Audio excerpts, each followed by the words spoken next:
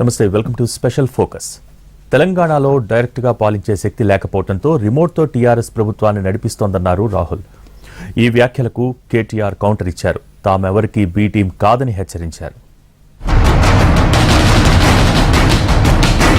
BJP जानती है कि वो तेलंगाना को डायरेक्टली रूल नहीं कर सकते. वो जानते हैं कि तेलंगाना में उन्हें रिमोट कंट्रोल की जरूरत है. और सबूत यह है कि तेलंगाना के चीफ मिनिस्टर जितना भी पैसा चोरी करना चाहते हैं कर सकते हैं. और बीजेपी की सरकार ना उन पे ईडी लगाती है ना सीबीआई लगाती है. ఒకడొచ్చేమో వీళ్ళు బీజేపీ బీ టీం అంటాడు, ఇంకొకడొచ్చేమో వీడు కాంగ్రెస్ బీ టీం అంటాడు. మాకు ఎవ్వలకు బీ టీము సి టీం అయ్యే దౌర్భాగ్యం మాకు పట్టలేదు. We're A team of Telangana. అవ్వల్ దర్జాగా వీఆర్ నెంబర్ 8 టీం. తెలంగాణ ప్రజల కోసం కొట్లాడే టీం తప్ప, తెలంగాణ కోసం ఎవరితోనైనా కొట్లాడే టీం తప్ప మాకు ఎవరికో తొత్తులుగా ఎవరికో బీసీ టీమ్ గా ఉండాల్సిన అవసరం, ఆ దౌర్భాగ్యం టీఆర్ఎస్ కు లేదు.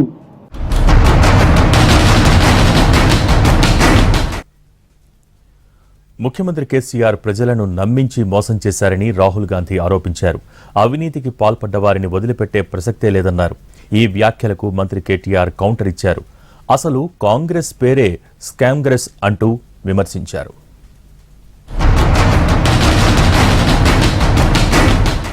मैंने पहले आपसे सवाल पूछा था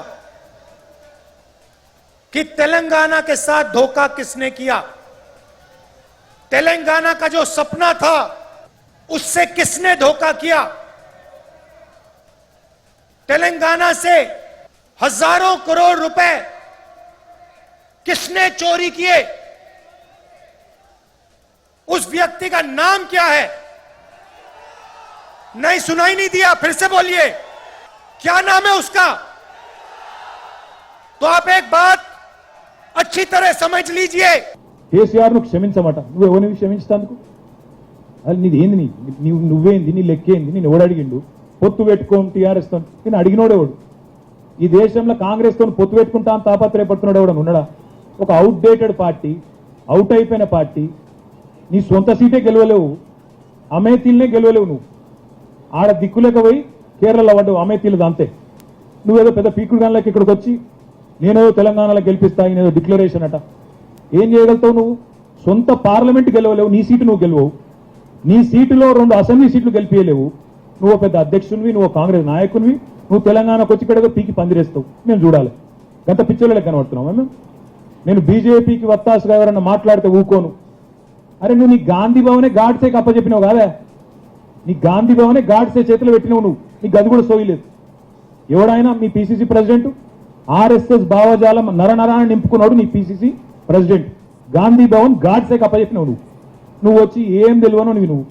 ఎవరు రాసిస్తే చదివిపోయే, ఓ స్క్రిప్ట్ రైటర్ రాసిస్తే చదివిపోయేటవు నువ్వు తప్ప నీకు ఏమి తెలియదు. అభము శుభము తెలియని అమాయకునివి, అజ్ఞానివి. గంతకే ఉంటే మంచిది.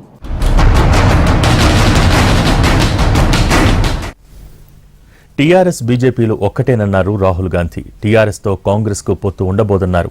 అసలు అవుట్డేటెడ్ కాంగ్రెస్తో పొత్తు ప్రశ్నే లేదన్నారు కేటీఆర్.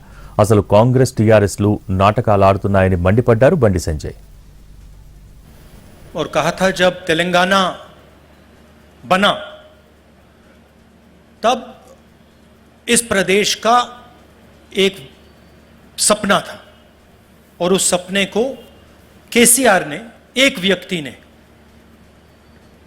नष्ट किया है, तोड़ा है.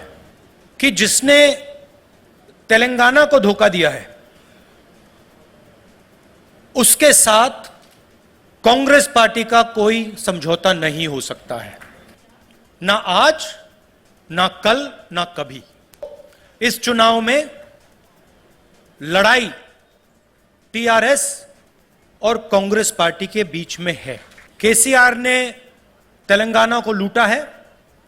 पैसे की कोई कमी नहीं है. पुलिस है, पूरा एस्टैब्लिशमेंट है, सरकार है, मगर जनता नहीं है. కేసీఆర్ ను క్షమించమట. నువ్వు ఎవరిని క్షమించడానికి? అది నీది ఏంది? నువ్వేంది? నీ లెక్కేంది? నేను ఎవడు అడిగిండు? పొత్తు పెట్టుకోం టీఆర్ఎస్ తో. నేను అడిగినోడేవాడు. ఈ దేశంలో కాంగ్రెస్ తో పొత్తు పెట్టుకుంటా అని తాపత్రయపడుతున్నాడు ఎవడని ఉన్నాడా? ఒక అవుట్డేటెడ్ పార్టీ, అవుట్ అయిపోయిన పార్టీ, నీ సొంత సీటే గెలవలేవు, అమేతీలనే గెలవలేవు. నువ్వు ఆడ దిక్కులేక పోయి కేరళలో పడ్డావు, అమేతీలు అంతే. నువ్వేదో పెద్ద పీకుడు గన్లకి ఇక్కడికి వచ్చి నేనేదో తెలంగాణలో గెలిపిస్తా, నేనేదో డిక్లరేషన్ అట. ఏం చేయగలుగుతావు నువ్వు? సొంత పార్లమెంట్ గెలవలేవు, నీ సీటు నువ్వు గెలవవు, నీ సీటులో 2 అసెంబ్లీ సీట్లు గెలిపియలేవు. నువ్వు పెద్ద అధ్యక్షునివి, నువ్వు కాంగ్రెస్ నాయకునివి, నువ్వు తెలంగాణకు వచ్చి ఇక్కడ పీకి పందిరేస్తావు. మేము చూడాలి, గంత పిచ్చోళ్ళకి కనబడుతున్నావు మేము. నేను బీజేపీకి వత్తాసుగా ఎవరన్నా మాట్లాడితే ఊకోను. అరే నువ్వు నీ గాంధీ భవనే గాడ్సేకి అప్పచెప్పినావు కాదా? నీ గాంధీ భవనే గాడ్సే చేతిలో పెట్టినావు నువ్వు, నీకు గది కూడా సోయలేదు. ఎవడైనా మీ పిసిసి ప్రెసిడెంట్ ఆర్ఎస్ఎస్ భావజాలం నరనరాన్ని నింపుకున్నాడు నీ పిసిసి ప్రెసిడెంట్. గాంధీ భవన్ గాడ్సేకి అప్పచెప్పినావు నువ్వు వచ్చి ఏం తెలియను నువ్వు. ఎవరు రాసిస్తే చదివిపోయే, ఓ స్క్రిప్ట్ రైటర్ రాసిస్తే చదివిపోయేటో నువ్వు తప్ప నీకు ఏమి తెలియదు. అభము శుభము తెలియని అమాయకునివి, అజ్ఞానివి. గంతకే ఉంటే మంచిది. కాంగ్రెస్ పార్టీ టీఆర్ఎస్ పార్టీతో ముట్టాడుతుంది, బీజేపీతో ముట్టాడుతున్నది. మనం రైతు దీక్ష అంటే వాళ్ళు ఇంకో దీక్ష పెడతారు, మనం నిరుద్యోగ దీక్ష అంటే వాళ్ళు ఇంకో దీక్ష పెడతారు, మనం ఆదిలాబాద్ లో మీటింగ్ పెడితే వాళ్ళు హైదరాబాద్ లో మీటింగ్ పెడతారు, మనం హైదరాబాద్ లో మీటింగ్ పెడితే వాళ్ళు వరంగల్ లో మీటింగ్ పెడతారు. టీఆర్ఎస్ కాంగ్రెస్ ఒక్కటా కాదా? ఒక్కసారి చెప్పండి. లాస్ట్ ఇయర్ పైసల మూట పంపిండు కేసీఆర్, పంపనే కాంగ్రెస్ వాళ్ళు పైసలు తీసుకున్నారు. Congress TRS next alliance 31 assembly సీట్లు, 4 పార్లమెంటు సీట్లు పూర్తి అలయన్స్ సిద్ధమైంది. ఇద్దరం కలిసి బీజేపీ ఒట్టా అని చెప్పి నిర్ణయం జరిగింది. మళ్ళా ఇద్దరం నటిద్దాం, మళ్ళీ ఒక్కసారి బీజేపీ టీఆర్ఎస్ కు కాంగ్రెస్ కు సంబంధం లేదని చెప్పి మళ్ళా నటిద్దామని చెప్పి కేసీఆర్ ప్లాన్ చేసిన ప్లాన్ ప్రకారము ఢిల్లీ నుంచి రాహుల్ గాంధీ వచ్చి నిన్న మీటింగ్ పెట్టినన్నా. నాకు రాహుల్ గాంధీ మాట్లాడితే ఒక్కసారి నా కేసీఆర్ పేరు వెళ్ళిందా? స్క్రిప్ట్ ఎక్కడి నుంచి వచ్చిందంటే ప్రగతి భవన్ స్క్రిప్ట్ వచ్చింది కాబట్టి దాని కేసీఆర్. కేంద్ర ప్రభుత్వం తెలంగాణ ప్రభుత్వాన్ని రిమోట్తో పాలిస్తోందన్నారు రాహుల్ గాంధీ. ఈ వ్యాఖ్యలకు మంత్రి కేటీఆర్ కౌంటర్ ఇచ్చారు. 2004 నుంచి 2014 వరకు మన్మోహన్ సింగ్ను డమ్మీ చేసింది ఎవరని ప్రశ్నించారు.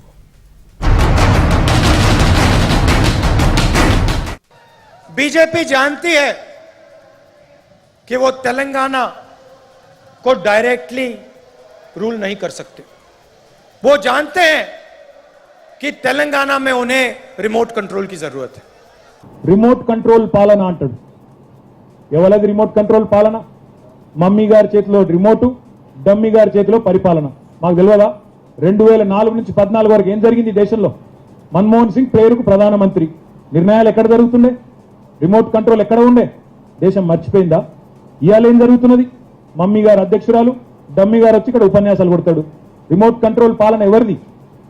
మన్మోహన్ సింగ్ రిమోట్ కంట్రోల్ పెట్టి ఆడిచ్చింది ఎవరు? నీ పార్టీ, మీ నాయకురాలు కాదా?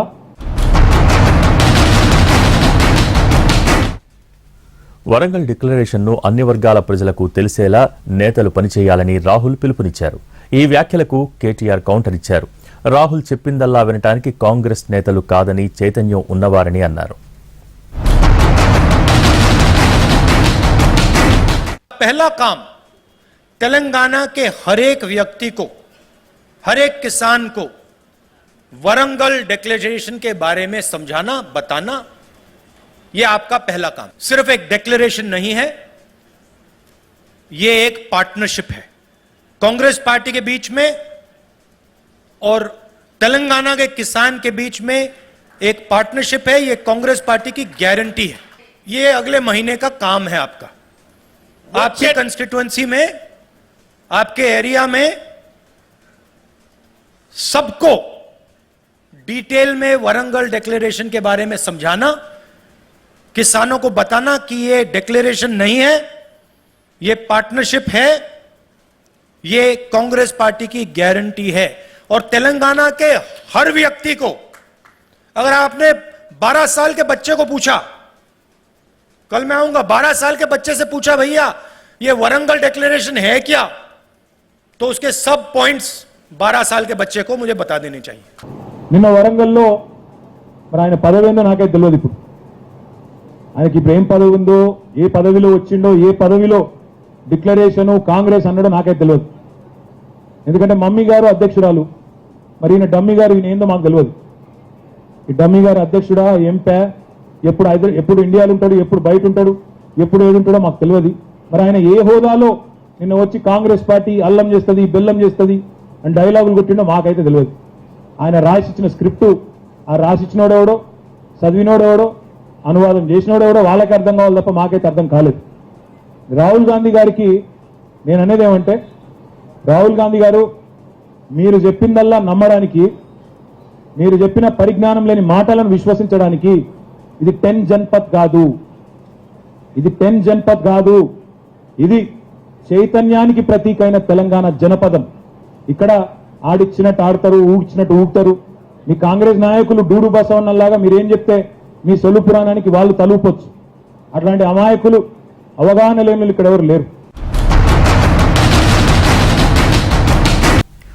తెలంగాణ రాష్ట్రాన్ని కేసీఆర్ ఒక రాజులా పాలిస్తున్నారని రాహుల్ అన్నారు. ఈ వ్యాఖ్యలను కేటీఆర్ తిప్పికొట్టారు. రాజులెవరో దేశ ప్రజలందరికీ తెలుసునన్నారు.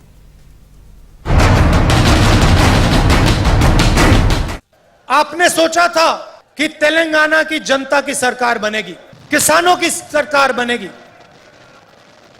मजदूरों की सरकार बनेगी, गरीबों की सरकार बनेगी.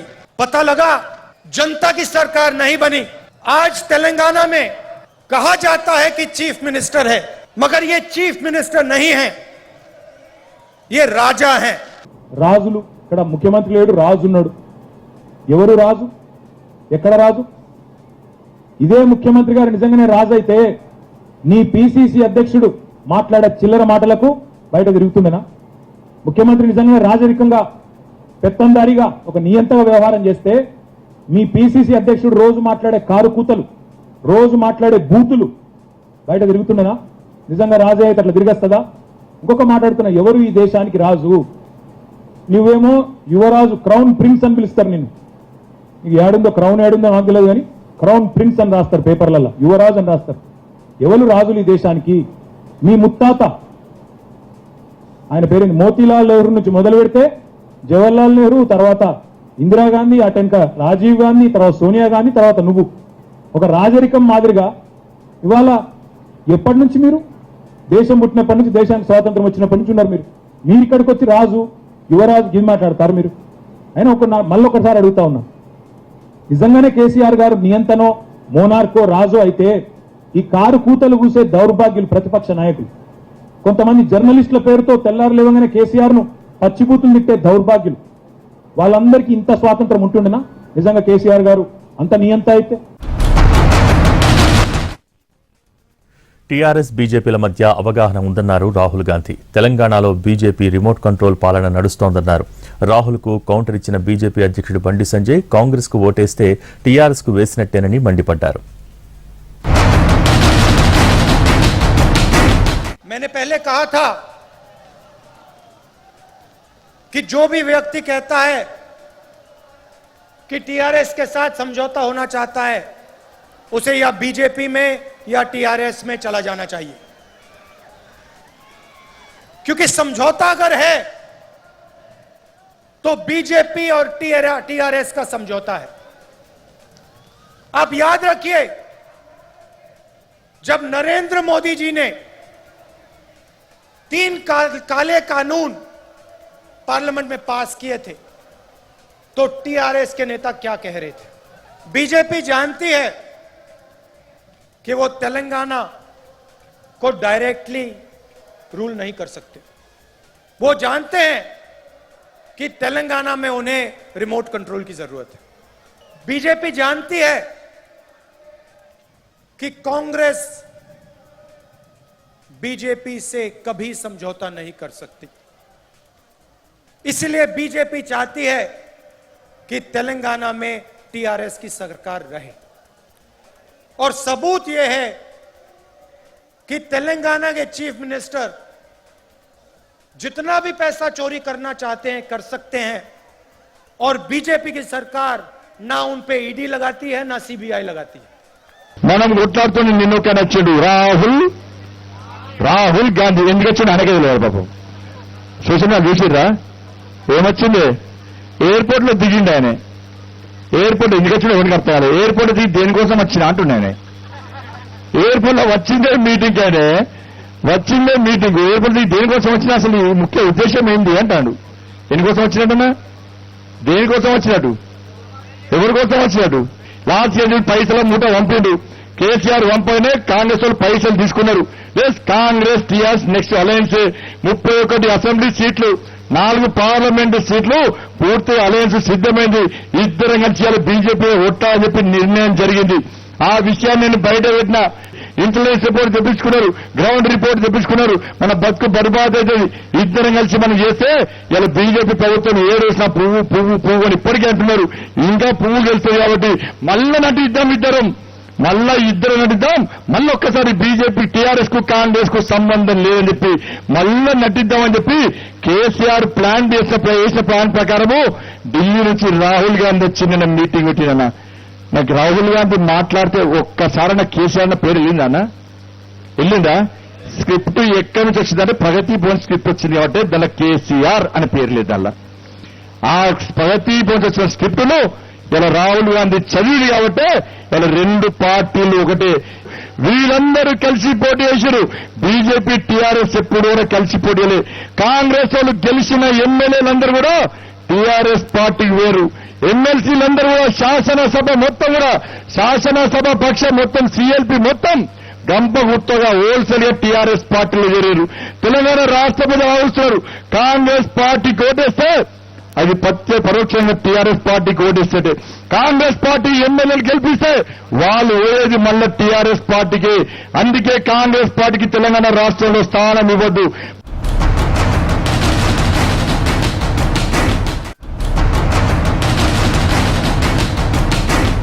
छत्तीसगढ़ तेलंगाना के किसी भी किसान को घबराने की जरूरत नहीं है. जैसे ही कांग्रेस पार्टी की यहां सरकार बनेगी वैसे 2 लाख रुपए का कर्जा माफ होगा और आपको सही एमएसपी मिलनी शुरू हो जाएगी. आपको ज्यादा समय रुकने की जरूरत नहीं है. आप घबराइए मत, डरिए मत. ये काम कुछ ही महीने में कांग्रेस पार्टी करके आपको दे देगी. ये खोखले शब्द नहीं है, ये तेलंगाना के सपने को पूरे करने का पहला कदम है. किसानों की मदद, किसानों की रक्षा के बिना तेलंगाना का सपना पूरा नहीं हो सकता है. अभी हमने वरंगल डिक्लेरेशन किया और उसमें हमने तेलंगाना के किसानों से वायदे किए. मैंने कर्जा माफी की बात की, एमएसपी की बात की, 15,000 रुपए प्रति एकड़ डायरेक्ट बेनिफिट हम किसानों को देने जा रहे हैं. और रेवंत जी ने पूरा डिक्लेरेशन पढ़ा. यह सिर्फ एक डिक्लेरेशन नहीं है, यह किसानों के लिए कांग्रेस पार्टी की गारंटी है. तेलंगाना के हर किसान को यह डिक्लेरेशन पढ़ना चाहिए. और जब आप इस डिक्लेरेशन को पढ़ेंगे आप यह बात याद रखिए कि इस डिक्लेरेशन का हर शब्द कांग्रेस पार्टी की गारंटी है. और यह हम इसलिए कर रहे हैं क्योंकि हम जानते हैं कि अगर किसान कमजोर रहेगा तो तेलंगाना का सपना पूरा कभी नहीं हो सकता है. क्योंकि किसान ही इस प्रदेश की नींव है, फाउंडेशन है. तेलंगाना के हर किसान को यह डिक्लेरेशन पढ़ना चाहिए. और जब आप इस डिक्लेरेशन को पढ़ेंगे आप यह बात याद रखिए कि इस डिक्लेरेशन का हर शब्द कांग्रेस पार्टी की गारंटी है. और यह हम इसलिए कर रहे हैं क्योंकि हम जानते हैं कि अगर किसान कमजोर रहेगा तो तेलंगाना का सपना पूरा कभी नहीं हो सकता है. क्योंकि किसान ही इस प्रदेश की नींव है, फाउंडेशन है. ఇవాళ అధికారంలో ఉన్నప్పుడు చేయలేని పనులు మేము అధికారంలోకి వస్తే చేస్తామంటే ఇవాళ ఎవరు కూడా రైతులు నమ్మడానికి సిద్ధంగా లేరు. రైతులను మభ్యపెట్టడానికి ఇవాళ మీరు అధికారంలోకి వచ్చేది లేదు. అరచేతిలో వైకుంఠం చూపిస్తే మీరు నమ్మేదానికి కూడా ఎవరు సిద్ధంగా లేరు. ఇవాళ మీరు ఢిల్లీలో లేరు, గల్లీలో లేరు. 2 రాష్ట్రాలకు పరిమితమైనటువంటి మీ కాంగ్రెస్ పార్టీ తెలంగాణలో రైతులు ఏదో ఒరగబెడతామంటే ఎవరు ఇవాళ ఉన్న ప్రభుత్వాలు కోల్పోతున్నారు. పంజాబ్లో మీ ప్రభుత్వం కోల్పోయింది, మిగతా రాష్ట్రాల్లో కూడా మీ ప్రభుత్వాలు మధ్యప్రదేశ్లో కోల్పోయినారు. ఈ రకంగా ఎక్కడైతే అధికారులు ఉన్నటువంటి రాష్ట్రాలు చేయలేని పనులు తెలంగాణలో ఏదో చేస్తామంటే కేవలం మభ్యపెట్టే ప్రయత్నమే తప్పితే ఇతరత్ర కాదు. పొత్తు పెట్టుకునే చరిత్ర కాంగ్రెస్ టీఆర్ఎస్కు ఉంది. రాజకీయాల్లో ఏనాడు కూడా బీజేపీ టీఆర్ఎస్తో పొత్తుకున్న దాతకాలం లేవు. పొరపాటును కూడా కాంగ్రెస్ ఓటేస్తే కూడా అది టీఆర్ఎస్కి ఎందుకు చెల్లుతుందంటే గెలిచిన వాళ్ళందరూ కూడా మూకమ్మడిగా హోల్సేల్గా టీఆర్ఎస్లో చేరుతున్నారు. ప్రజలకు స్పష్టత ఉంది. తెలంగాణ ప్రజలకు మీరు రాహుల్ గాంధీ ద్వారా ఎన్ని సభలు పెట్టినా అది వృధా ప్రయాస. ఎందుకంటే మీ చేతుల్లో గెలిపించిన ఎమ్మెల్యేలను కాపాడని మీరు ఏ రకంగా ప్రజలకు మీరు మరి నమ్మబలుగుతారో మీ చరిత్ర చెప్తుంది. టీఆర్ఎస్ కాంగ్రెస్ ఒక గూటి పక్షులే. కాబట్టి భవిష్యత్తులోన ముందస్తుగాన ఎన్నికల తర్వాత కలిసేదే ఆలస్యం తప్పితే ప్రజలకు చాలా స్పష్టంగా ఉంది. మజ్లిస్, టీఆర్ఎస్, కాంగ్రెస్ బీజేపీని ఎదుర్కోవడానికి దేశవ్యాప్తంగా ఏ రకమైన ప్రయత్నాలు జరుగుతున్నాయో ప్రజలు గమనిస్తూ ఉంటారు. రాజ్యాంగ సంస్థల్లో కేంద్ర ప్రభుత్వం జోక్యం ఉండదు. ఎవరైతే అవినీతికి పాల్పడ్డారో ఆయా సంస్థలు చట్టరీత్యా చర్యలు తీసుకునే సమయం తీసుకుంటారు. చట్టం చేసే పని తను చేస్తుంది. అందులో కేంద్ర ప్రభుత్వం జోక్యం ఉండదు. రాజకీయాలకు జోక్యం ప్రమేయం ఉండదు.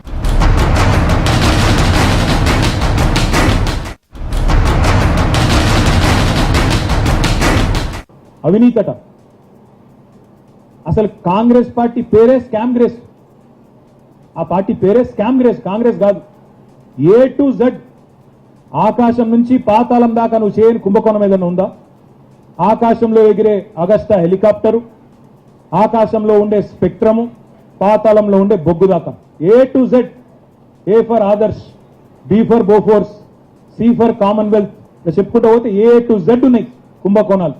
కుంభకోణాల్లో కూరుకుపోయిన దౌర్భాగ్యమైన, అసమర్థమైన, అవినీతివంతమైన దిక్కుమాలిన పార్టీ కాంగ్రెస్. నువ్వు వచ్చి పక్కన నువ్వు కూర్చోబెట్టుకున్నది ఒక ఓటుకు నోటు దొంగ. నీ పిసిసి ప్రెసిడెంట్ మొత్తం రాష్ట్రం చూస్తా ఉండగా ఒక ఎమ్మెల్యేని కొనుగోలు చేస్తూ 50 లక్షల రూపాయలతో దొరికిపోయిన దౌర్భాగ్యుడు నీ పక్కన కూర్చున్న అవినీతి పరుడు. ఆయన పక్కన కూర్చోబెట్టుకున్న అవినీతి గురించి మాట్లాడితే సిగ్గు పోతుంది. స్క్రిప్ట్ చదువుడు కాదు, తెలుసుకో ఏం మాట్లాడుతున్నావో, ఎక్కడ మాట్లాడుతున్నావో సోయితో మాట్లాడు.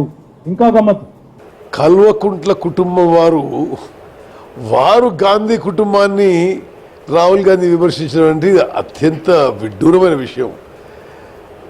తమ రాజకీయం మొత్తం దోపిడీ లక్ష్యంగా పెట్టుకుంటున్న కల్వకుంట్ల కుటుంబం, అందులో ఫ్యామిలీ మెంబర్స్ అందరూ తండ్రి, కొడుకు, అల్లుడు, మేనల్లుడు, బిడ్డ పోటీ పడి దోచుకుంటున్నారు ఈ తెలంగాణ రాష్ట్రం. వాళ్ళు త్యాగాలతో కూడిన గాంధీ కుటుంబం విమర్శించడం అసలు ఏ స్థాయికి పోతుందో అర్థమవుతలేదు. మనం రాహుల్ గాంధీ ఏ కుటుంబం, కేసీఆర్ ఏ కుటుంబం, అసలు దాని గురించి వీళ్ళు వాళ్ళ మీద మాట్లాడే అర్హత ఉందని వీళ్ళకి అదేదో పిచ్చి పిచ్చి సిల్లి మాటలు దాని గురించి పట్టించుకోవాల్సిన లేదు. అంటే ప్రకాష్ రాజ్ ఎవరో అబ్బఫూనా, ఎవరు ఆ కర్ణాటకలో పోటీ చేసి డిపాజిట్ పోయింది.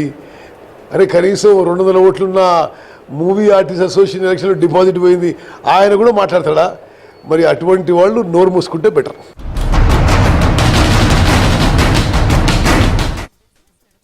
ఇది వాళ్ళ స్పెషల్ ఫోకస్.